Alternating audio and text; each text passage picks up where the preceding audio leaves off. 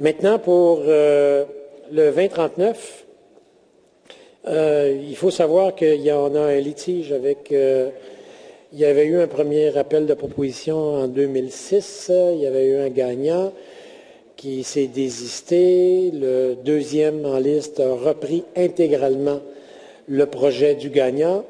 Il était très sage qu'il le fasse puisque le ministère de la Culture s'était prononcé sur l'acceptabilité du bâtiment, l'acceptabilité au sens de la cohabitation avec les immeubles historiques qui l'entourent. On est dans l'arrondissement historique du Vieux-Montréal. Alors, c'était très sage de la part du deuxième de reprendre intégralement la proposition du premier. Le maire Tremblay, en 2010, a décidé de ne pas donner suite et de retourner en appel de proposition. Alors, le deuxième en question, c'est le promoteur Constructa. Et là, on est allé, aujourd'hui, on nous demande d'endosser le résultat de ce deuxième concours, mais il faut quand même savoir qu'on est poursuivi présentement par ces deuxièmes qui considèrent légitime, qui auraient considéré légitime qu'on leur confie le projet. Et ce qui me désole, c'est que dans le sommaire décisionnel, on n'a aucun moyen de savoir ce que je suis en train de vous dire. C'est-à-dire qu'on commence l'histoire en omettant complètement le premier concours.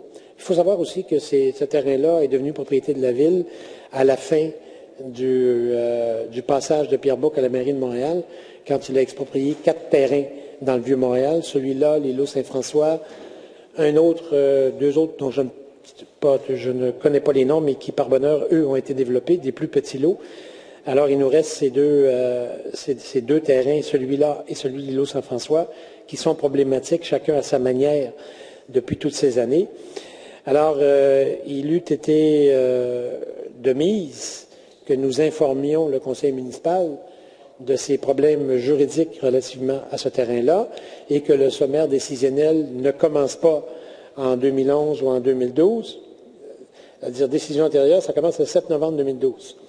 Les décisions antérieures, ça commence par l'expropriation de ce terrain-là par la Ville de Montréal en 2000. Ça se continue avec le premier rappel de proposition, ça se continue et ainsi de suite, là. Alors, moi, j'estime que nous n'avons pas, dans le sommaire décisionnel, l'information pour prendre une décision éclairée sur ce dossier et à moins d'explications un peu convaincantes de la part de l'administration, il m'apparaîtrait sage que nous reportions cette décision à un conseil ultérieur. Et on avisera, en fonction de la réponse qui sera donnée, de ce que sera notre opinion comme formation politique sur ce dossier. Merci, M. Bergeron. Madame Campbell. Oui, merci. Sur 2039, justement, il y a 1 heure, nous avons été informés par le greffe, Maître Saint-Don, qu'il y avait une mise en demeure concernant le 2039. Alors, c'est un malaise concernant aussi, j'ai une interrogation sur est-ce qu'il y a un enjeu juridique et tout. Donc, on sait qu'une mise en demeure, parfois, c'est une formalité juridique, technique pour jouer du coude ou quoi que ce soit. Mais on a reçu l'information ici au Conseil il y a 1 heure, une mise en demeure sur le 2039. Donc, aussi, j'aimerais une explication de la part de l'administration pour être capable d'éclairer les membres du Conseil sur la procédure à suivre, quitte à le reporter à la fin du Conseil puis avoir l'heure juste. Parce qu'une mise en demeure, on n'est pas ici pour analyser, et compte tenu aussi des propos du collègue conseiller Bergeron, et aussi un malaise sur qu'est-ce qui se passe. Moi aussi, je demanderai à l'administration d'avoir une position sur la mise en demeure et le reporter à un autre moment, avoir une position. Merci. Merci, Mme Campbell. M. Robillard. Sur le 2039, j'imagine, d'abord, j'ai été mis au courant de ce dossier-là il y a plusieurs mois et j'ai rencontré Michel Nadeau des transactions immobilières pour me faire... C'est une longue histoire de promoteurs qui étaient perdants, une firme inexpérimentée qui vient de l'extérieur. Mais en tout cas, selon lui, il n'y a pas de fondement juridique et c'est pas la première mise en demeure qu'il y a là-dessus. C'est la dernière en liste là, qui nous arrive. Je pense que ce serait de bon ton que l'administration nous présente un avis juridique, minimalement qu'on pourrait suspendre le point pendant quelques heures pour avoir un avis juridique de notre contentieux à l'effet que le contentieux évalue qu'il n'y a pas de fondement à cette mise en demeure. avoir l'explication complète de ce dossier-là, c'est assez long et assez compliqué, je vous assure. Moi, j'ai confiance en l'administration. Je pense bien qu'ils sont arrivés là-dessus en sachant très bien qu'il y avait eu des mises en demeure, mais il faudrait minimalement nous l'expliquer et nous déposer un document de l'avis du contentieux qui doit certainement être très au courant de tous des tenants et aboutissants de cette mise en demeure-là, juste pour nous rassurer.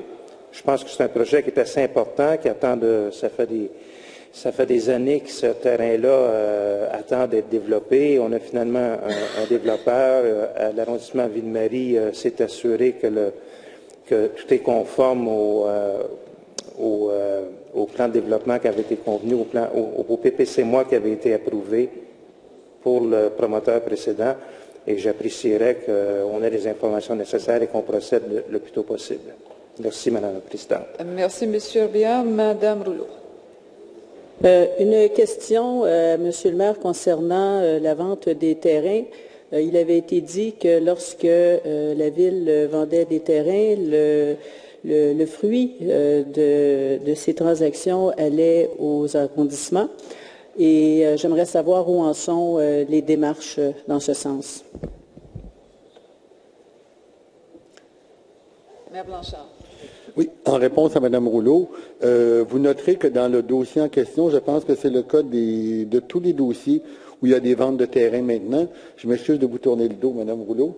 Il y a toujours une phrase qui dit que le résultat sera porté à l'arrondissement lorsque les négociations se seront terminées.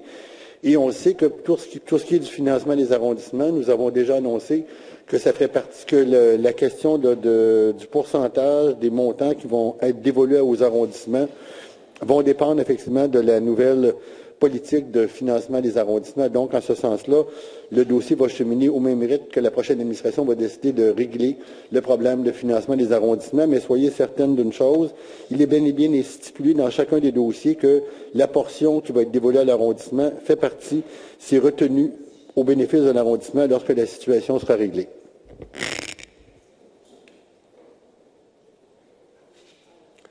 M. Doré.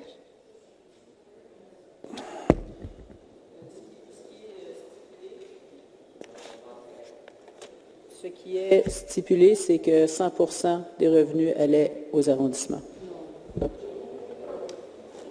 Merci. Bien, je vais vous laisser mijoter ça. M. Doré. Oui, alors en droit de réplique sur 2037 et 2038, mais pas en 2039. Alors, moi, je pense que nous devrions aller de l'avant avec ces deux transactions. Pour ce qui est de 2039, alors, j'ai dit que j'étais pas en droit de réplique, alors on pourra à ce moment-là vérifier ce que nous pourrons faire. À ce moment-ci, moi, je pourrais être à l'aise d'aller de l'avant avec cette transaction, puisque même si je conviens avec mon collègue Bergeron que l'historique parfois pourrait être davantage plus long. En fait, il y a plus de décisions parfois qui pourraient être mises dans décisions antérieures. Il y a cette volonté, de toute façon, depuis le mois de novembre dernier, on revoit beaucoup de décisions comme ça de sommaire avec M. le greffier, où on demande des compléments de réponse, des justifications additionnelles et d'aller chercher également d'anciens sommaires décisionnels pour les rajouter aux fins de compréhension des élus. Alors, même si je conviens qu'il aurait pu manquer effectivement une décision, n'en reste pas moins que la vente de ce terrain-là a fait quand même, il y a eu des articles qui ont paru dans les journaux, et lorsqu'on regarde dans le fond la chronologie, il y a eu un appel en 2005. Par la suite, il y a eu donc plusieurs propositions. La première s'est désistée, est arrivée une deuxième. Des négociations se sont enclenchées et avec toutes sortes de pépins et de faire en sorte qu'on ne pouvait pas aller de l'avant. Alors, le maire Gérald Tremblay a demandé, en fait, de retourner en appel d'offres. C'est ce qui a été fait par le comité exécutif en début 2012. Et avec cela, lorsque l'ensemble des données nous sont parvenues jusqu'à maintenant, on retrouve des conditions beaucoup plus avantageuses dans le sommaire qui nous est présenté en 2039 que ce qui était avec, je pense, qui était Constructa. Alors, en mon sens, jusqu'à maintenant, on a un dossier sur lequel la Ville de Montréal non seulement a un projet qui sera générateur également de taxes, mais a des conditions, en fait, beaucoup plus généreuses pour la Ville que ce qui était le cas un an avant. Il faut comprendre que nous ne sommes pas poursuivis par personne. Nous avons reçu une lettre, et vous aviez reçu, je pense, l'ensemble des chefs de parti l'année passée, et également une correspondance. Donc, la Ville de Montréal a reçu une lettre disant comme quoi qu'elle, en fait, n'était pas d'accord avec le fait qu'on pourrait aller de l'avant avec un nouvel appel d'offres. À aller jusqu'à ce matin, nous n'avions reçu aucune autre correspondance de la part de ce promoteur. Ce que nous avons reçu ce matin, que l'ensemble des membres du Conseil ont reçu, c'est une mise en demeure disant « Vous ne devriez pas accepter cette opération avec d'autres personnes que nous-mêmes. Nous vous demandons de surseoir, d'annuler en fait même ce qui a été décidé au comité exécutif et de reprendre les négociations avec ceux qui avaient, dans le fond, été les deuxièmes dans l'appel d'offres original. Alors, pour moi, suite à l'avis juridique qui nous a été donné de façon verbale, il y a eu une analyse qui a été faite également par les gens de la DSTI. Nos services nous disent qu'il n'y a aucun élément de plus qui pourrait être donné aux élus pour prendre leur décision. C'est un bon sommaire et nous pourrions aller de l'avant. On comprendra à mon collègue François Robillard qui nous disait est-ce qu'on peut déposer un avis juridique. Vous comprendrez bien sûr qu'on ne peut pas déposer en public un avis juridique. Ça a été maintes fois répété. Alors, bien sûr, il n'y a personne qui consulte des avocats et qui dit devant n'importe qui d'autre, voici les arguments sur lesquels je m'appuie pour soit me défendre ou soit te poursuivre. Mais, donc, moi, je pense qu'on pourrait aller de l'avant si, avec les différentes explications qui sont données ce matin. Sinon, ben, écoutez, j'accepterai d'autres propositions, mais je pense que nous sommes capables d'aller de l'avant avec une vente de terrain qui est avantageuse pour la Ville de Montréal. Ça me semble être tout à fait correct. Merci, M. Doré. Madame Thuillier. Oui, merci, Madame la Présidente.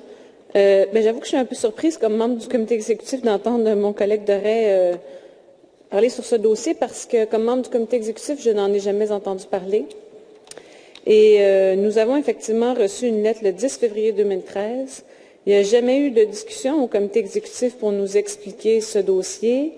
Et comme le disait M. Bergeron, dans le sommaire décisionnel, il n'y avait pas de lien pour nous permettre de faire le lien finalement entre le contentieux, parce qu'il existe un contentieux entre donc une dite entreprise et la Ville de Montréal. Alors, nonobstant ce que vient de dire mon collègue Benoît Doré, je comprends, mais moi, je souhaite un retour au comité exécutif pour que les fonctionnaires, là, j'entends qu'il y a peut-être 1 ou 2 élus à la Ville qui sont au courant, mais en fait, probablement même dans l'ancienne administration, beaucoup plus, là, mais en tout cas, bref, il y a quelques élus qui ont toute l'information. Moi, je pense que c'est quand même un dossier majeur. C'est le centre-ville, je veux dire, il y a eu déjà des articles de journaux, pas très bons pour la Ville de Montréal, on s'entend, là, ni pour l'ancienne administration, avec des questions très pertinentes qui n'ont pas trouvé réponse à ce jour. En tout cas, moi, je n'en ai pas eu l'occasion d'avoir de réponse. Alors, je pense qu'il serait tout à fait de mise que le dossier revienne au comité exécutif, que les élus qui ont l'information puissent le partager, mais surtout, je pense que les fonctionnaires qui sont là depuis le départ de cette histoire puissent venir nous présenter leur version et que nous puissions, je sais qu'on ne peut pas déposer l'avis juridique au conseil municipal, mais on peut le voir au comité exécutif. Moi, je considère qu'en ce moment, je n'ai pas toute l'information nécessaire pour prendre une décision sur ce dossier. Merci.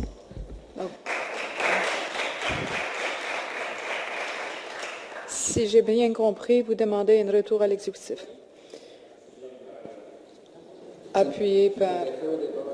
OK, à la fin. Moi, j'y consens tout à fait. Alors, j'ai donné les éléments de réponse. Si les membres du Conseil considèrent qu'ils ne l'ont pas, j'ai aucun problème. Écoutez, ce dossier-là m'a été présenté il y a 2 semaines, alors que je venais d'arriver responsable de la DSTI. Alors, sur l'ensemble, ça me semblait correct. Si les membres veulent en discuter, j'y vois aucun problème. Est-ce qu'il y a un consensus qui se dégage? Un retour à l'exécutif sans passer au vote? Hein? Non, mais sans vote? Adopté? C'est unanime, adopté, retour à l'exécutif. OK. Je demande une pause de 2 minutes. Je comprends les motions de retour. Je comprends aussi il y a certaines informations qui est donnée au maire par le contentieux de la ville. Donc, je aimerais discuter avec le maire pour 2 minutes. Donc. Excuse, vous voulez un retour? Ben, vous pouvez, je vais donner les 2 minutes, là. Vous pouvez vous lever.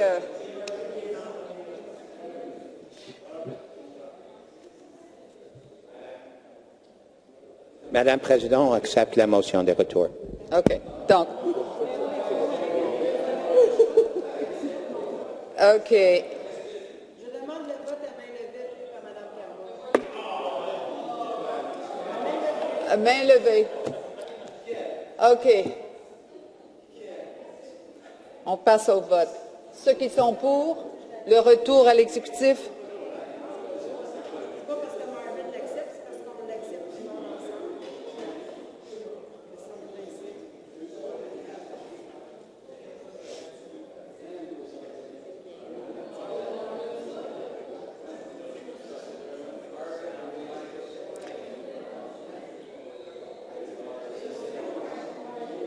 OK. Ceux qui sont contre? 1.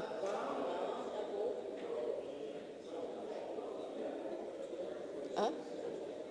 Ceux qui sont contre? Monsieur Robillard, est-ce que j'ai vu votre main? Ceux qui sont contre? Monsieur Robillard.